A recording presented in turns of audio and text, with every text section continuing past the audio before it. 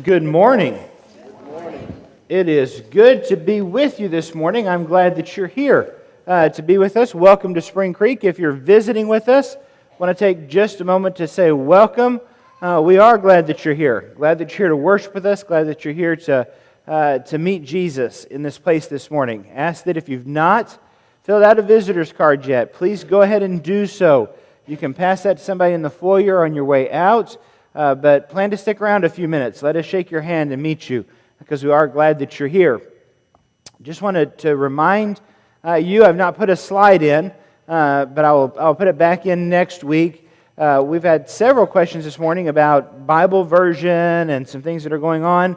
Yes, we are changing versions on January the 1st. Our first time together will be January the 6th, but on January the 1st, and we will be moving to the ESV, the English Standard Version. And so, if you want to get one of those before January, you're welcome to do so. Of course, you can bring whatever Bible that you want to bring and that you feel comfortable with. And we always encourage that. Bring a Bible.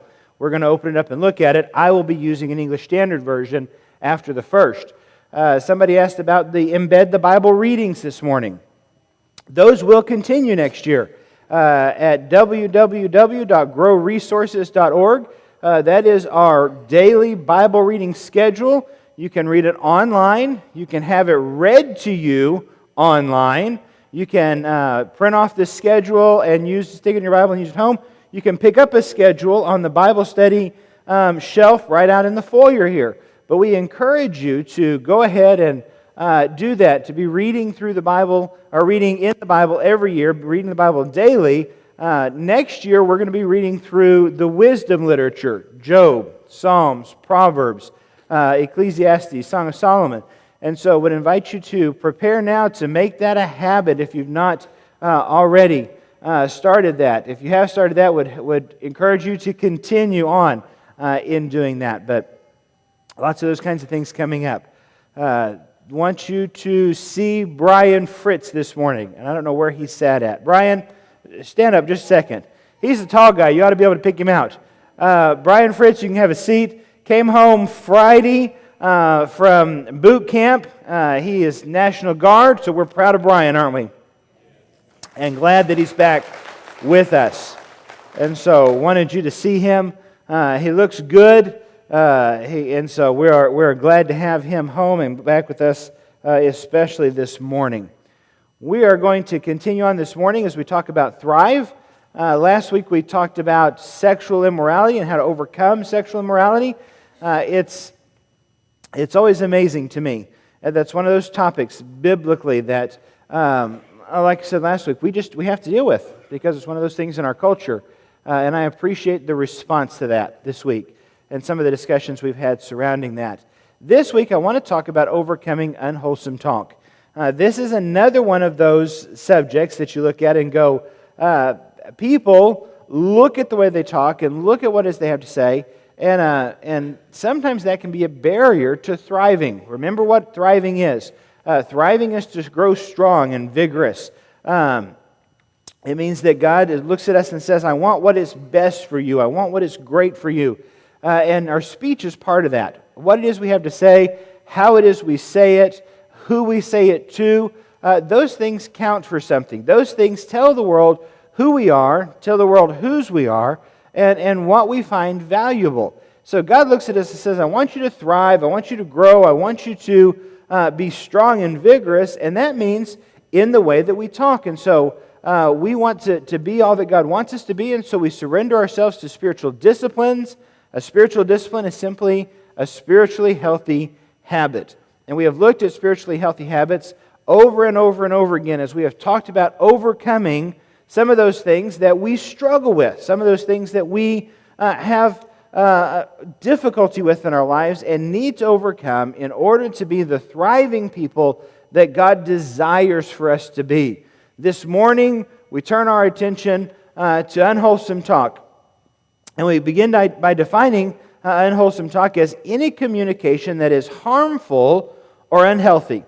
Now, we immediately think about profanity, okay? Or we immediately think about lying, or immediately think about gossip. And I think those are things that fall into that category, and those are things that are included in that umbrella of unwholesome talk.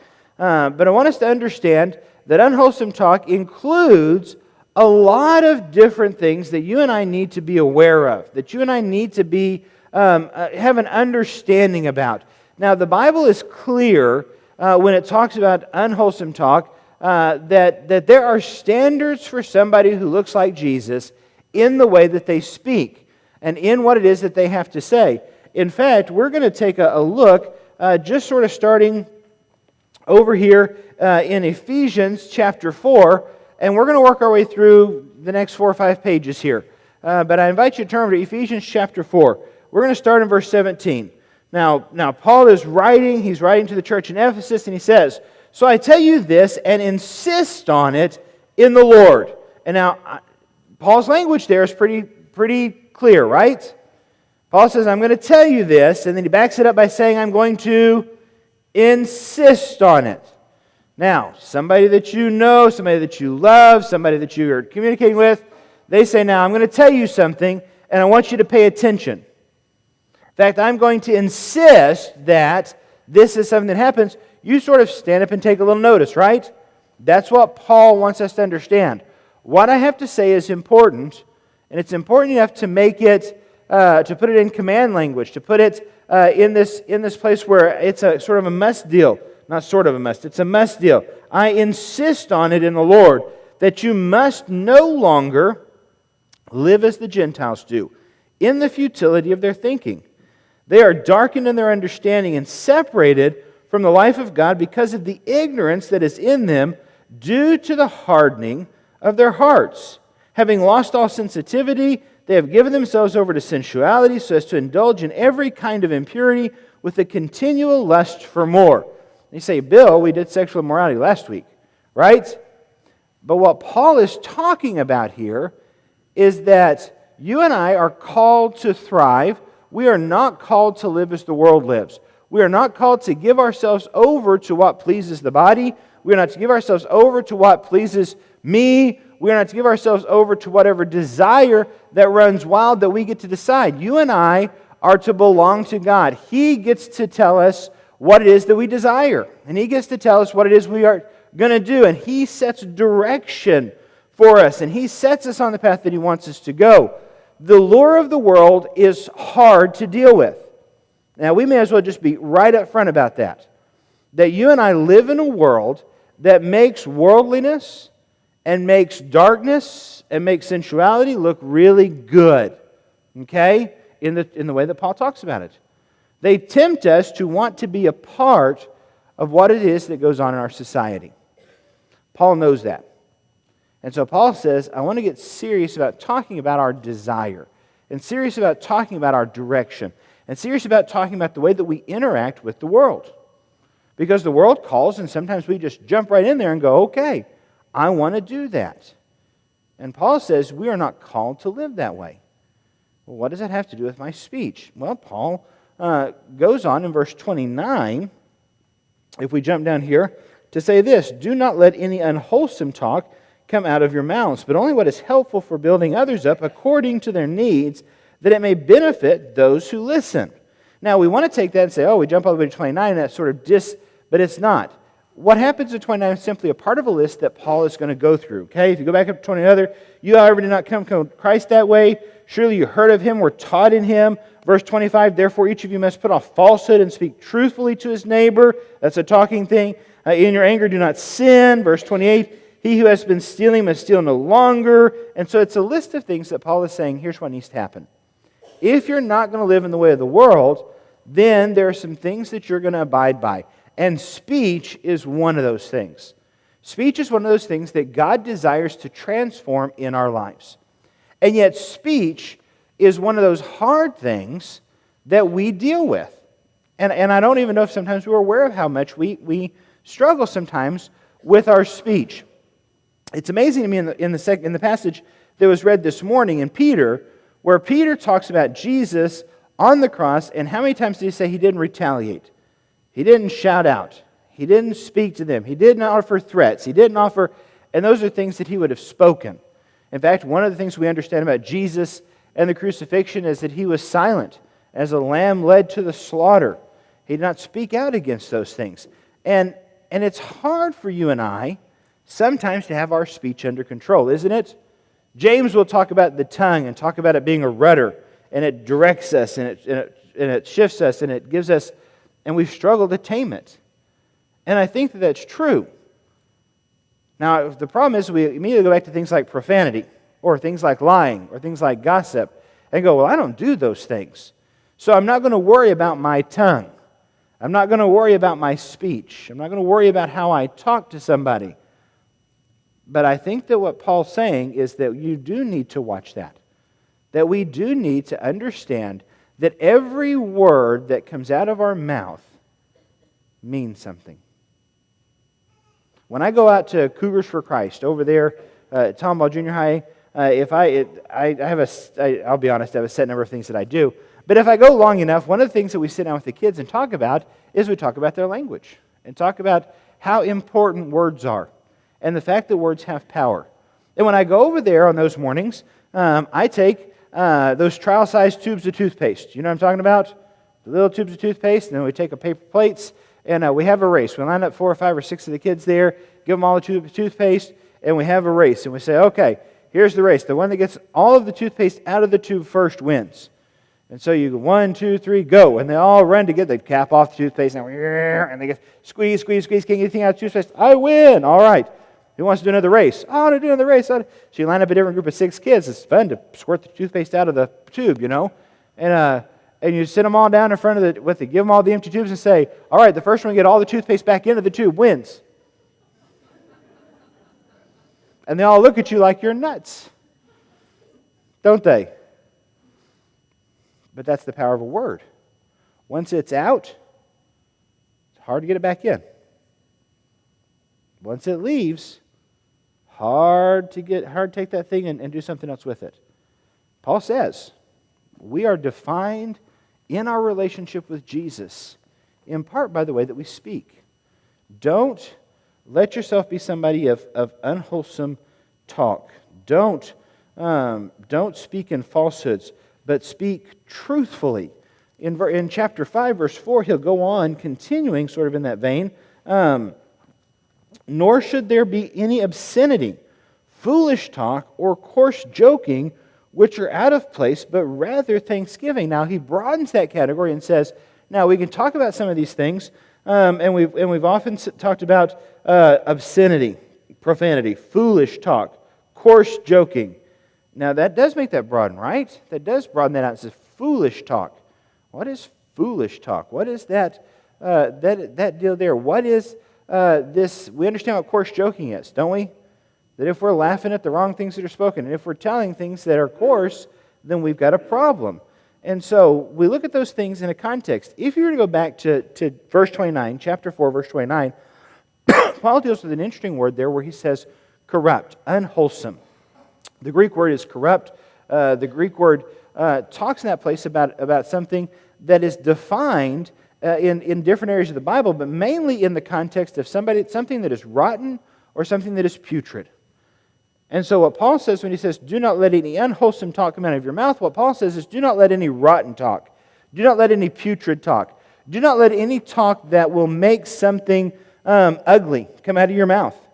This is the word that they use for a vegetable that has been sitting out too long. It's got mold growing on it. It's beginning to stink. It's caved in and it's wrinkly and you don't even want to touch it to throw it away. You ever leave something out on the, you know what I mean? It's bad. That's the word that's there. And so when Paul goes on to talk about speech later on, that's the image that he wants us to carry with us, is this idea of corruptness, this idea of putridness. Jesus will use the word in Matthew 17:7 when he talks about the tree that bears no fruit. He says it's corrupt. It's that same Greek word. It's barren. It's empty. It can do no good. So when Paul talks about foolish talk, he says, is your speech something that is doing no good? Is your speech something that harms? Is your speech something that cuts? Are you sarcastic? Are you intentionally mean? Do you try to get the best of somebody with words that stick and that pierce? Are you really trying to get back at somebody with that? Now then we got to start thinking, don't we? It's a little different, we think, than obscenity. It's a little different than we think of lying. It's a little different than we think of gossip. Paul includes all those things in things like unwholesome talk. As Christian people, as people who follow Jesus, the words that come out of our mouth should be full of thanksgiving. They should show who's at the center of our lives. They should show who's at the center of our hearts. They should show us and the world what it is that we're all about. Turn over to Colossians chapter 3. It's really just a couple of pages. Colossians chapter 3. Paul will be writing to a different church in a different place, but he's going to say some things I think that are interesting here. In Colossians chapter 3, verse 5, it says, "Put to death, therefore, whatever belongs to your earthly nature, sexual immorality, impurity, lust, evil desires, and greed, which is idolatry. Because of these, the wrath of God is coming. You used to walk in these ways in the life you once lived, but now you must rid yourself of all such things as these: anger, rage, malice, slander, filthy language from your lips. Do not lie to each other, since you have taken off your old self with its practices, and have put on the new self, which is being renewed in knowledge in the image of its Creator. Here there is no Greek or Jew, circumcised or uncircumcised, barbarian, Scythian, slave or free, but Christ is all and is in all. Therefore, as God's chosen people, holy and dearly loved, clothe yourselves with compassion, kindness, humility, gentleness, and patience. Bear with each other and forgive whatever grievances you may have against one another. Forgive as the Lord forgave you, and over all these virtues put on love, which binds them all together in perfect unity. Let the peace of Christ rule in your hearts, since as members of one body you were called to peace. Be thankful. Let the word of Christ dwell in you richly as you teach and admonish one another with all wisdom. And as you sing psalms, hymns, and spiritual songs with gratitude in your hearts to God, and whatever you do, whether in word or deed, do it all in the name of the Lord Jesus, giving thanks to God the Father through Him." Interesting passage to me because of the context of the passage. It starts off in that place where Paul lists some things that we look at and go, I would never do that. Sexual immorality, lust, impurity. He says, rid yourselves of things like anger and rage and malice. And then he turns right and says, let no filthy language. I don't do the whole filthy language thing. Filthy language come in. Don't lie to each other, right? But rather, here's how your speech should be defined. The way that you speak to each other should be the way that you speak to God, in reverence and with praise for who God is, and with thankfulness and with gratitude. That we come together and we sing to each other, and we point each other to Jesus, and we point each other to what it is we're supposed to do. And that's how our language is supposed to do all the time. Could you imagine what it would be like if we walked through life in a musical, and we walked through life in song? Oh, what do we sing? All of the good stuff would sound like stuff that we like, wouldn't it? It would all be sort of upbeat, it would all be sort of catchy, it would all be sort of beautiful. Everything that was filthy, everything that was dark, everything that was mean, everything that would all be sort of dark. It would be sort of choppy, and then you could tell the difference, right? Well, that's what Paul says happens, is you can tell the difference. You can tell if somebody is defined by thankfulness and praise, or if they're defined by something that is dark and something that is dirty. And you can tell by the way that they speak.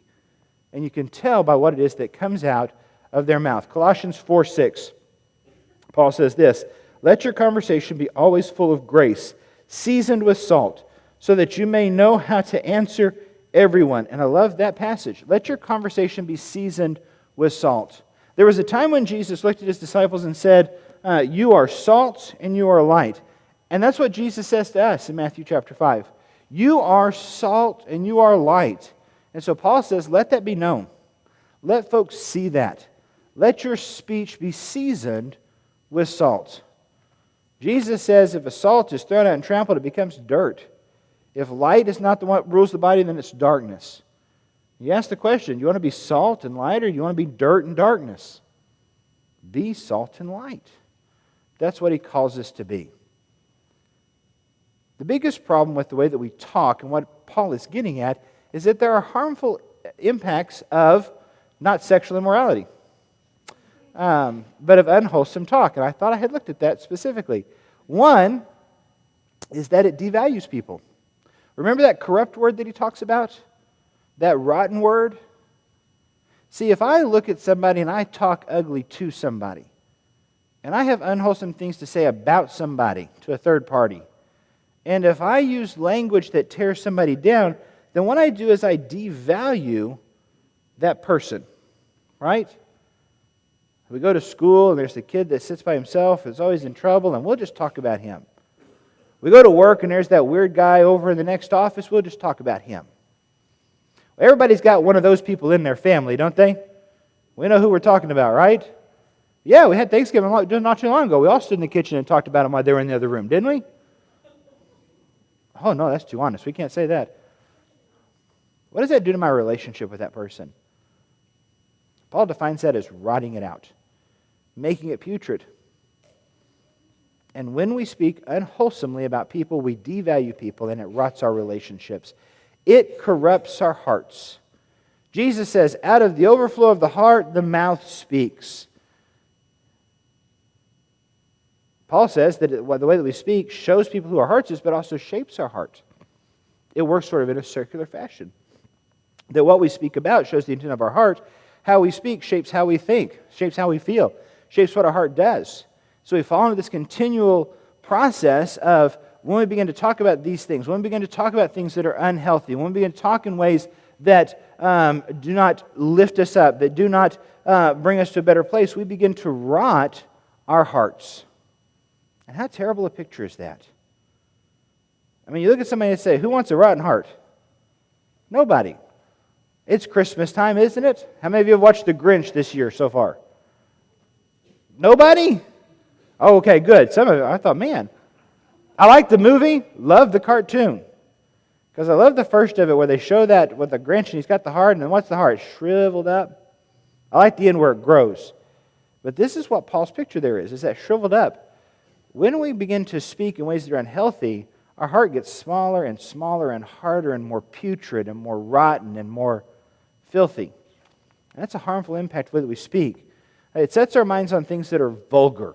If you were to turn over to Philippians chapter 4, verse 8, Paul would say, set your minds on things above, things that are noble and things that are true and things that are, because that's where we're supposed to be. That's a good indication of what it is that we should be speaking about. Because if we're not speaking about those things, then what we're doing is we're thinking about things that are vulgar, we're thinking about things that are rotten, we're thinking about things that are putrid, and when we think about those things, they come to rest in our minds, they come to rest in our hearts, and they rot us from the inside out. See, our speaking, our words have power. And the harmful impact of unwholesome talk is the power to change where our hearts are, and the power to change what we think about, and the power to change where our relationships rest. And so what we say and how we say it is important. When we first got married, Robin used to look at me and we'd be discussing things. You know what that means, right? Okay. And I would say something, and Robin would just, what? I said the right thing? I said the right thing. And Robin would say, tone counts. And she's right. Tone counts. So I needed a new habit. Something that would help me thrive. Something that would help me survive. Something that would help me thrive. And I think we all need that. Okay? We all need a habit that's going to help us to survive, help us to thrive in this world where speech is so important.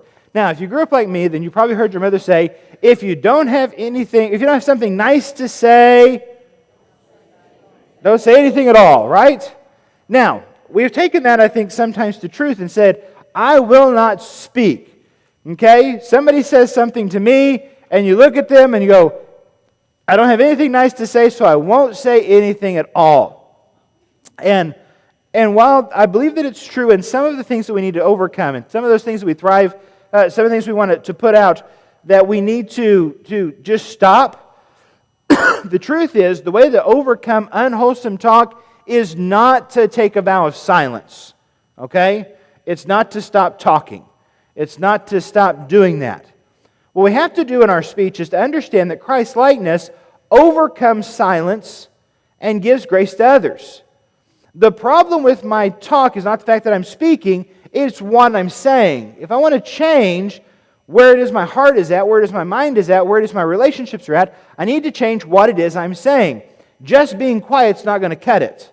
I've got to be able to actively look at somebody and speak something good into their lives. Therefore, we're going to practice the discipline of blessing this week. We're going to practice what it means to actually look at somebody and say something that's nice, say something that's good. This idea of don't say anything at all is not our path. The idea of we are going to be a people who proactively speak is one of the things we need to do, okay?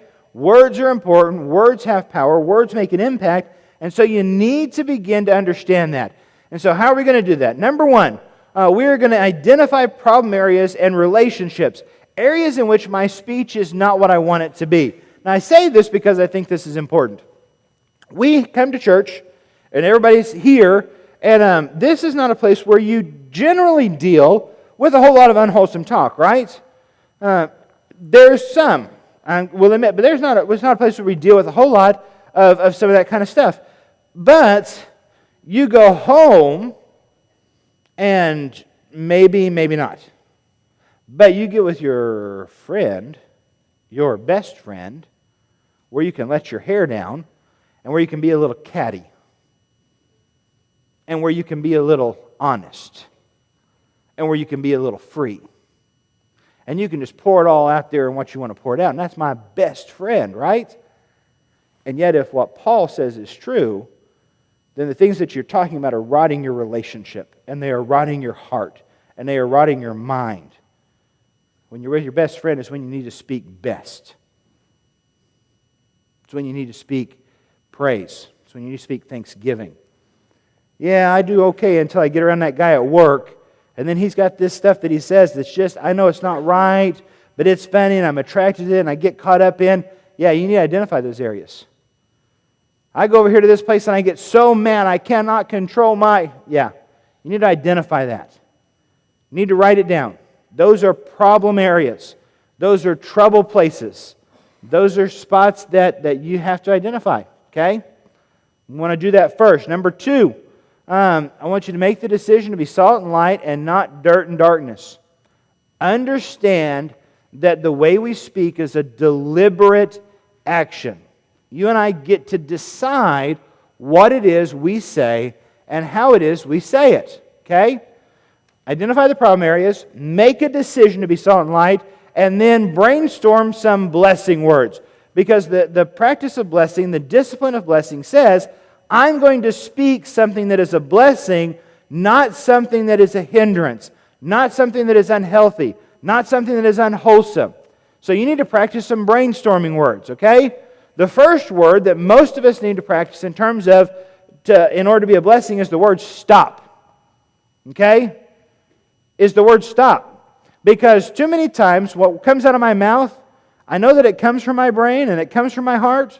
The problem is the speed at which it goes. All right?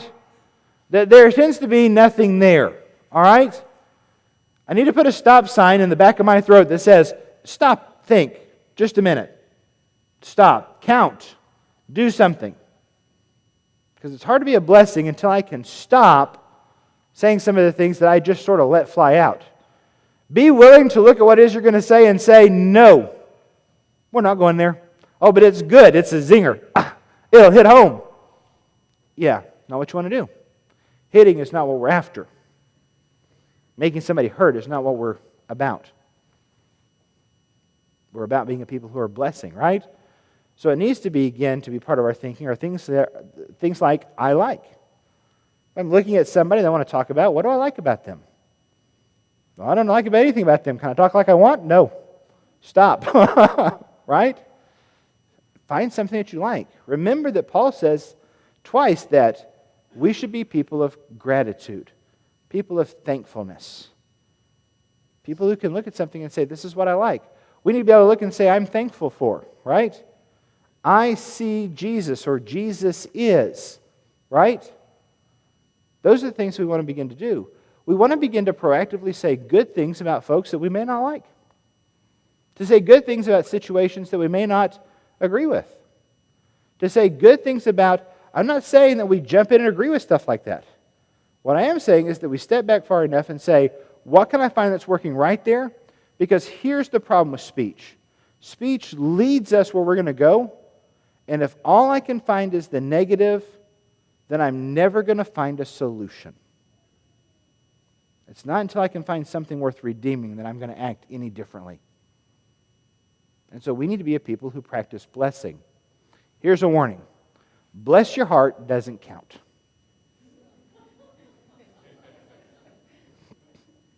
We have, especially in the South, taken great pains in the course of our history to say the most mean, cruel, vicious things in as loving and polite and syrupy sweet a way as we can.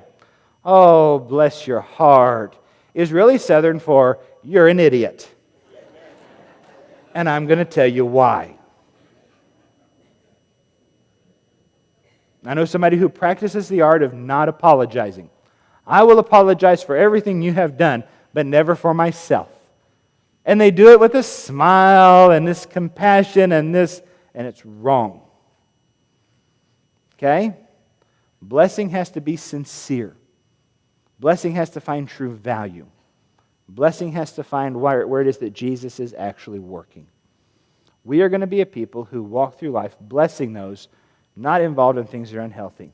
Finally, I want you to specifically begin to use your blessing words in those troubled areas that you identified earlier. Okay? We don't brainstorm things just to sort of, oh, I got this nice little list. We got to actually use them. Blessing is a proactive way in which we impact the world. Paul is very clear over and over and over again that words are important and how we use them are important. If I'm looking at somebody in such a way that I'm looking to tear them down, I need to change. If I'm looking at somebody in a way in which I devalue them, I need to change. If I am participating in profanity, I need to change. If I'm great at telling stories that are a little off color, it needs to be a change. If my words are not seasoned with salt, if they don't look like Jesus, if they don't promote what it is that God has going, if they are not grateful, if they are not thankful, if they are not full of praise, if they are not true, if they are not noble, if they are not beautiful, then I need to change. Because Jesus calls me to make an impact in every life that I come across. And one of the greatest places that I have impact are in the things that I say. Make sense? Good. Here's the discipleship challenge for this week. If unwholesome talk is the thing that you are seeking to have God transform, then the discipleship challenge for you this week is to begin the spiritual discipline of blessing. Okay? Identify the areas. Brainstorm your words. Make a deliberate intent to use them. If this is not your thing, then we're going to strengthen the core this week, and we're going to practice with community. And you remember what community is. It's the connection that we share. So, connect with 3 different people this week. Share with each where you have seen God moving in your life recently. I want you to have a spiritual conversation. Something that says, this is what Jesus is doing. This is how Jesus is moving. Can we do that? Good. It's important for us to practice. It's important for us to strengthen. It's important for us to surrender. It's important for us to learn to respond to God. And that's what we want to do.